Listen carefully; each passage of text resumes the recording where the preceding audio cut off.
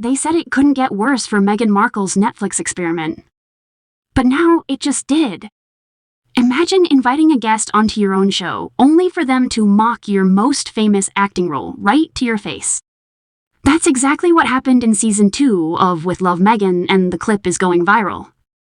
Add to that a wave of brutal UK reviews calling the series tone-deaf, irrelevant, and intolerable, and you've got the recipe for a public relations nightmare. Welcome back to the channel where we break down the biggest celebrity and royal controversies. Today, we're unpacking Meghan's on-air humiliation, why critics are calling Season 2 a desperate flop, and whether Netflix will even bother with a Season 3. Stay tuned because in the next few minutes, we'll explore Lady C's scathing review of royal chef's cutting remarks, the infamous cocktail guest shade, and how Meghan's show is struggling to even crack the Netflix top 10. This is one story you don't want to miss. To understand the backlash, let's rewind. Meghan Markle's With Love Meghan launched with much anticipation, riding the momentum of her Hollywood comeback.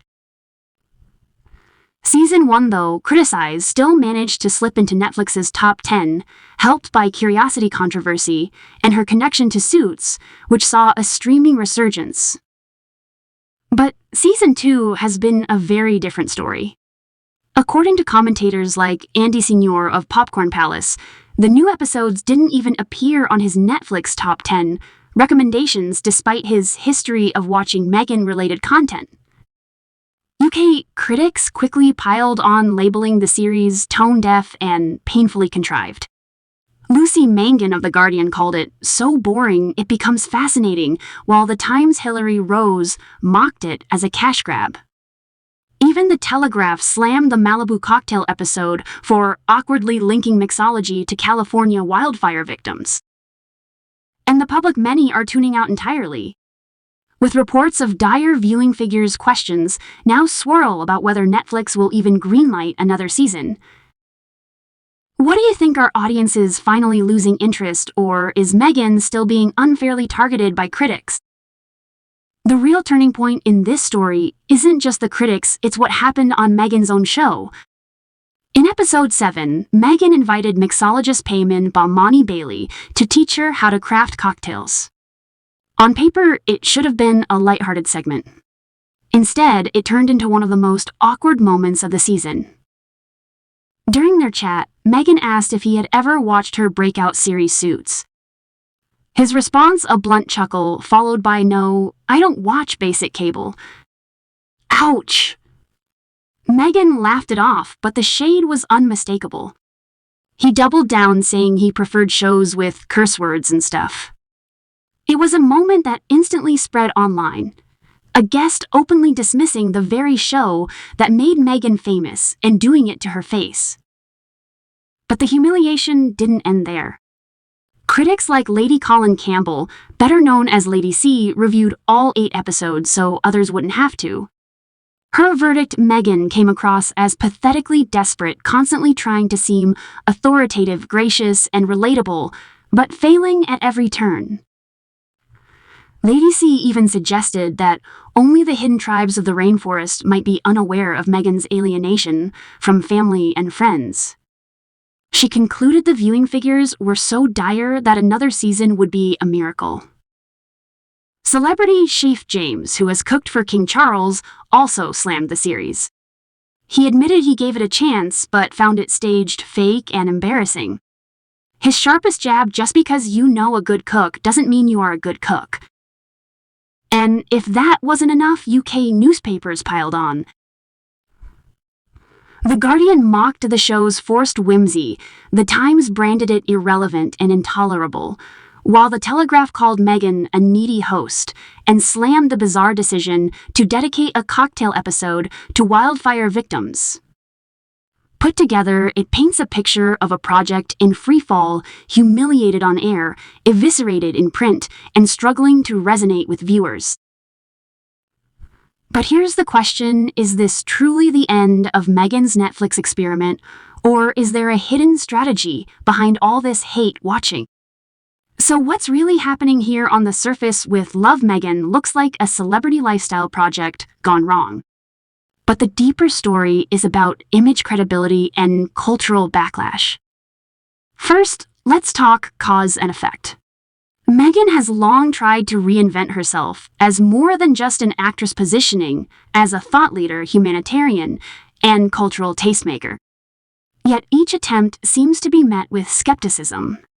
When critics like Lady C describe her as desperate to please, desperate to be authoritative, it reflects a broader perception that Meghan is overreaching, trying to force authenticity instead of letting it develop naturally.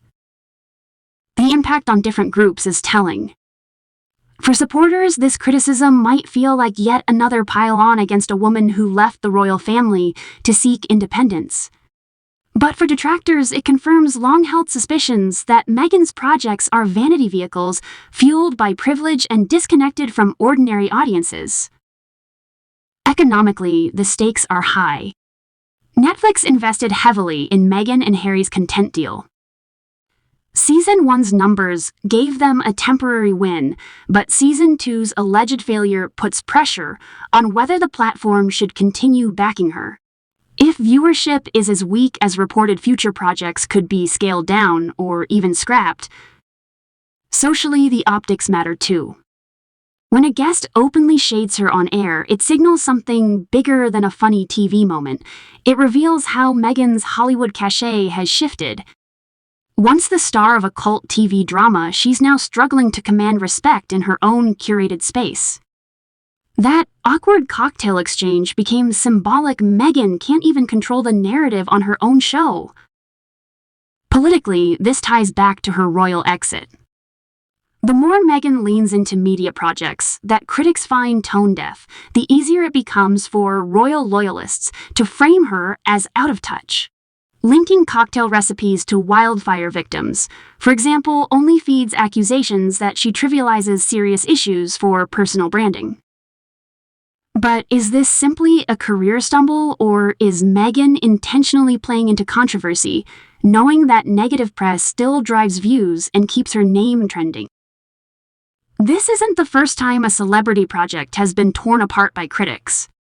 History is full of parallels. Think Gwyneth Paltrow's Goop, Kim Kardashian's short-lived music career, or even Paris Hilton's early reality shows. Each faced ridicule, yet some evolved into enduring brands. The difference: those who survived turned the mockery into momentum. Globally, audiences are also becoming more skeptical of celebrity authenticity. In the UK, especially, Meghan remains polarizing, with tabloids ready to amplify every stumble.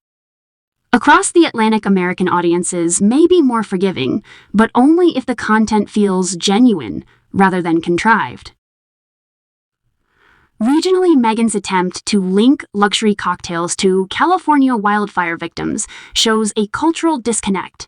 What might play as whimsical in Hollywood risks looking tone-deaf in Britain, where sensitivity to class and privilege is sharper.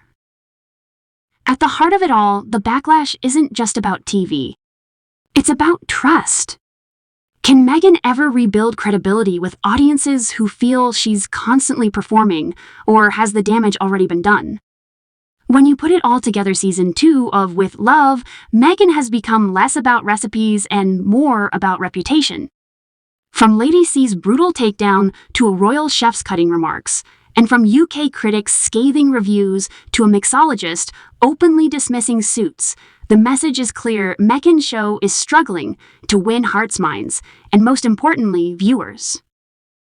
In my view, this isn't just a bad season. It's a warning sign for Meghan's broader media strategy. Without genuine connection, even the biggest platform and the biggest name can fall flat. But what do you think? Is Meghan being unfairly dragged by critics who will never accept her, or has she genuinely lost her touch with audiences? Drop your thoughts in the comments, because this conversation is far from over. Don't forget to subscribe, hit that notification bell, and share this video if you want more breakdowns like this. And stay tuned, because in our next video, we'll explore whether Netflix is quietly preparing to pull the plug on Meghan's deal altogether.